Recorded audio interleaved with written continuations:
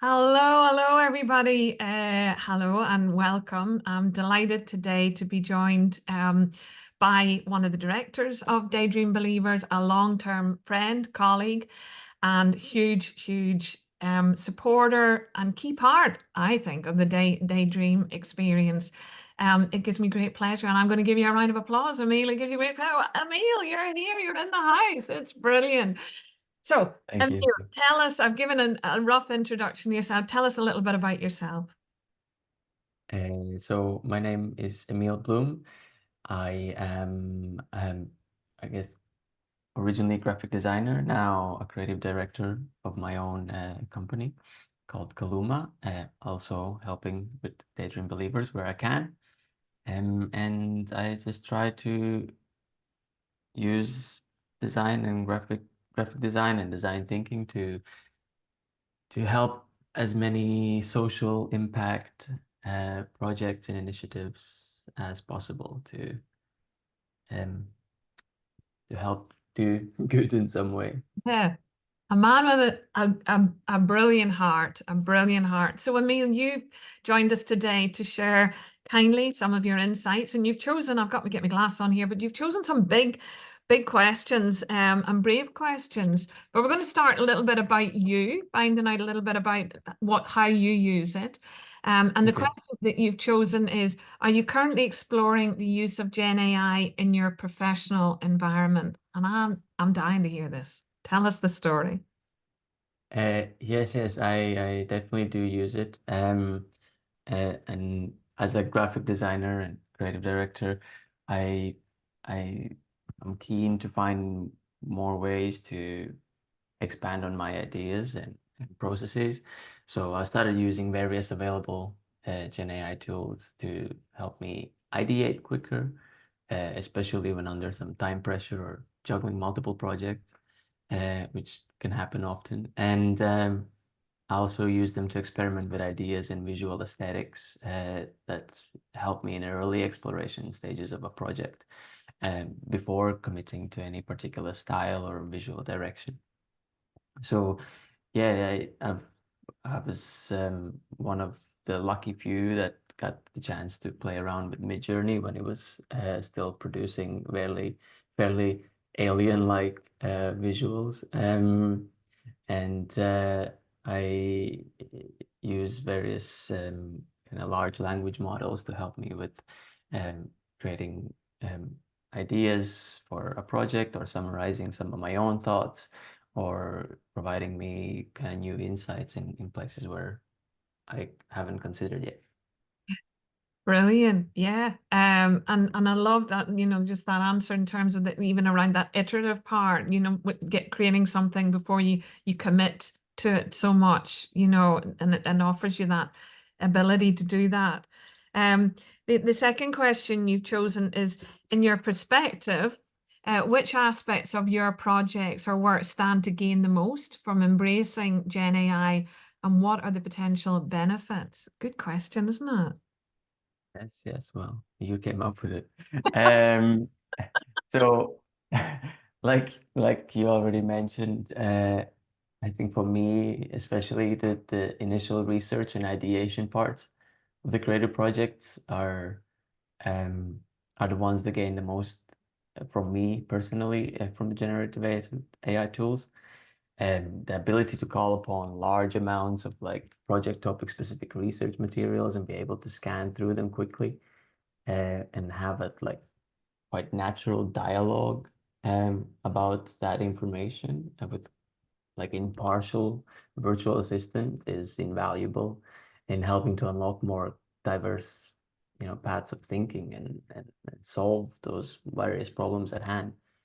Um, when I'm stuck on something, I could use tools like ChatGPT, Pi, or Claude that are quite similar to each other, but have um, different ways of answering the same things. To use them to poke holes in my thinking, suggest alternative points of view, and list additional considerations in my research that help me expand my point of view and my thinking. Same with image generation tools like Midjourney.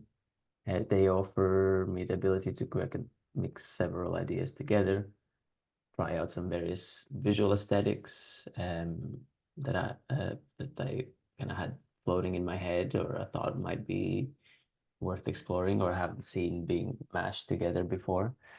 Um, and yeah, and I can also create various assets that I can afterwards repurpose or use as reference materials to build upon my own designs and illustrations for specific projects and their requirements. Yeah. And I guess the biggest benefit is they allow for me to kind of these tools allowed me to progress quicker if I need to progress quicker and get me out of that kind of blank page anxiety to get me started when it's hard. Yeah.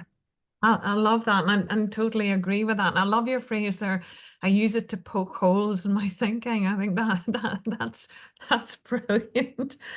Okay, the third question that you had was, how do you navigate the balance between human impact and AI generated content in your creative projects? It's a difficult one, isn't it? But it's really interesting. Yeah, I think for me personally, because I've been doing the work now for more than 10 years, I have already built a strong foundational skills and expertise that help helped me to progress in my personal career up until this point before the Gen AI ever came. And so I always base my process on these skills first, and then only use the AI generated content to provide, additional perspective or to save my time on mundane tasks like analyzing research, extracting notes from conversations or talks, um, or creating drafts or for various pieces of text that I need to write or communicate with. Um, so I think the creativity, especially in creative projects, but in any project, I guess, has to originate from the human perspective first, as they are the humans are the most capable of understanding the full human perspective of whatever the problem they are solving for or the challenge they are overcoming. There's always some subtleties that are fairly difficult to currently prompt AI to consider. Um, so I believe that the balance should be skewed towards more of the human perspective and then use the AI to provide additional ideas or corners to look into to build better if possible. Um, uh, yeah, but I do think that it can become easy to outsource the most of your thinking to AI generated tools if the person has not yet built a strong knowledge base or not have established some personal understanding and opinion on life and work that they're operating in. So if that's the case, then you should probably first work on that and then base everything on AI. Um, yeah, I I guess think that's it's almost get to know yourself first, who you are, what makes you uniquely human, and then look at how that can help you, as you say, poke holes in what you kind of take for granted. Yeah, yeah, brilliant answer. Okay, and the final question, and a really lovely one, for our teachers. If you could offer one piece of advice to educators about incorporating Gen AI into their creative learning environments, what would it be? I mean, you've got such a wealth, and your fingertips are in lots of our experiences where you've shared so much of your insights. But in this particular case, just thinking about Gen AI and a really difficult landscape for our educators at the minute, what would you advise them? I think it slightly comes back to what I said before, that it's easy to see these tools as as something that can give us things when we don't have opinion ourselves. So I would advise to use it as a supplementary tool Mhm. after the students have done the initial work and idea generation and problem solving themselves. Um, I believe that in education, especially now, we should avoid any opportunities that will steal the learning from the students through their um, through the use of these tools, um, and instead promote more of their own exploration to trials and tribulations of the um, of what comes with learning new things, and then supplement with these tools to provide new perspectives or advance some kind of um, new area in their thinking, or speed up their process once they've done the hard part themselves. Um, and like how I think about it from now on, probably till we, destroy ourselves in some way. The young people will never live without AI tools being easily accessible. So the ability to access them and benefit from them will always be there. So that's not a skill to learn. They will naturally, over the years, will be bombarded with different tools coming in, developing. All things will grow and change. So, and they're the most capable of learning those tools than any of the teacher most likely is. So they will do it anyway. But what the real skills are needed in operating in the world are when you don't have the direct connection to these tools. So we should always teach for that, um, and incorporate the tools to make it maybe more exciting, more specifically student focused, like maybe more unique, um, but not depend on these tools to provide all the learning. Yeah. That's Mhm. that's how I see it.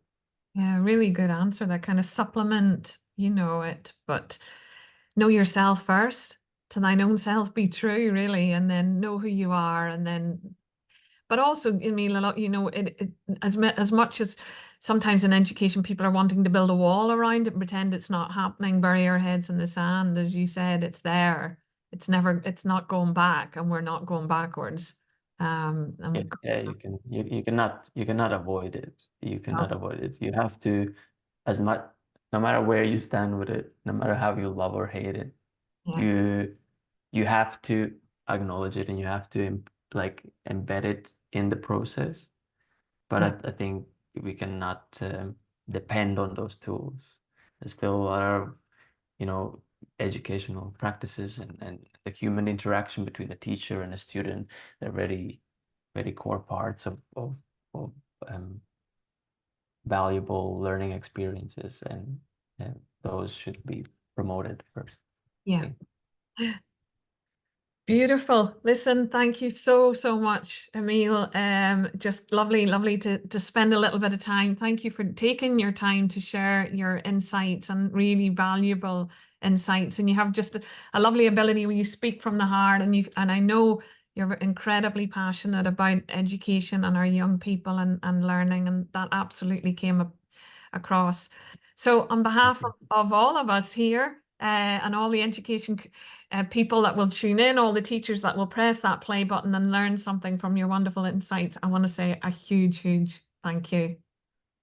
So thank you, For Emil, and having me. have a great, great day. See you soon. Okay, Bye. awesome. You too. Bye bye.